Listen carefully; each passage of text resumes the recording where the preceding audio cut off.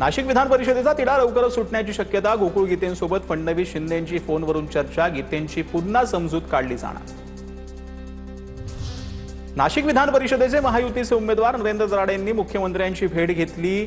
मंत्रालयात दोन्ही नेत्यांची भेट। नाशिकात गोकुळ गीतेंच्या बंडखोरीमुळे महायुतीत तिढा। नाशिकमध्ये भाजप बंडखोर प्रसाद हिरेंची निवडणुकीतून माघार। मात्र मनधरणीनंतरही गोकुळ गीते लढण्यावर ठाम। निवडणुकीतून कौल माझ्या बाजूने। महायुतीला उमेदवाराला पाठिंबा दिल्यास मतदारांचा घात होईल, गीतेंची भूमिका। गोकुळ गीतेंसोबत चर्चा सुरू। फडणवीस शिंदेंसोबतही आमचं बोलणं झालंय।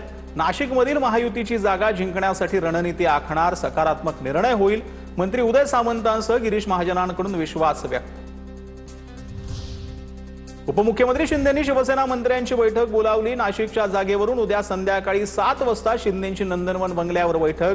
नाशिकात दराडेंविरोधात शिवसेनेचे बंडखोर उमेदवार गोकुळ गीते रिंगणात। महाजन सामंतांकडून गोकुळ गीतेंच्या मनधरणीचे प्रयत्न।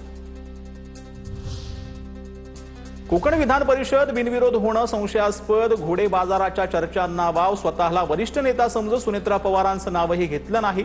महेंद्र दळवींची सुनील तटकरेंवर टीका। तर अशा वक्तव्यांना महत्त्व देत नाही, तटकरेंचं प्रत्युत्तर। कोकणची जागा बिनविरोध। आता रायगडच्या पालकमंत्री पदाचा शब्द विसरून चालणार नाही। गोगावले पालकमंत्री व्हावेत। तटकरे मुख्यमंत्र्यांशी चर्चा सुरू। उदय सामंतांची माहिती। तर एकत्र बसून निर्णय घेऊ, तटकरेंची प्रतिक्रिया।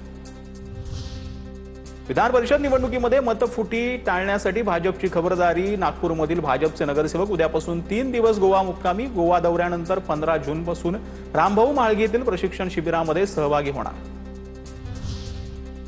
अमरावती विधान परिषदेच्या निवडणुकीमध्ये पुन्हा ट्विस्ट। विप्लव बाजोरिया यांच्या याचिकेवर सर्वोच्च न्यायालयात सुनावणी। नामांकन त्रुटी असल्याचा आक्षेप मान्य करत अर्ज दाखल झाल्यानंतर बाजोरियांची सुप्रीम कोर्टात धाव होती। अर्ज मंजूर झाल्यानंतर चौरंगी लढतीची शक्यता होती, परंतु विप्लव बाजोरिया यांचा जी याचिका आहे ती सुप्रीम कोर्टाने फेटाळली। दबयात मोठ्या राजकीय टॉप 9 वर। ओबीसी आंदोलक लक्ष्मण हाकेंचा व्हिडिओ सोशल मीडियात व्हायरल। व्हिडिओच्या हाकेंची एका मोठ्या नेत्यावर टीका। हाकेंचा रोग कोणाकडे याचा प्रश्न।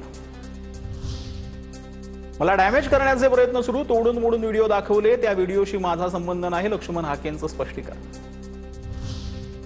नवी मुंबईतील कार्यक्रमाला शिंदेंना निमंत्रण न दिल्यानं शिवसेनेचे मंत्री नाराज। कॅबिनेट बैठकीमध्ये मुख्यमंत्र्यांसमोर मंत्र्यांकडूनच नाराजी व्यक्त। मुख्यमंत्र्यांनीही चौकशीचे आदेश दिल्याची माहिती। निवडणुका भाजपासोबत लढतोय, त्यामुळे भाजपासोबत राहणं आमचं कर्तव्य। महायुतीत पहिल्या दिवसापासून आम्ही एकत्र। शिंदेंचे आमदार महेश शिंदेंची प्रतिक्रिया।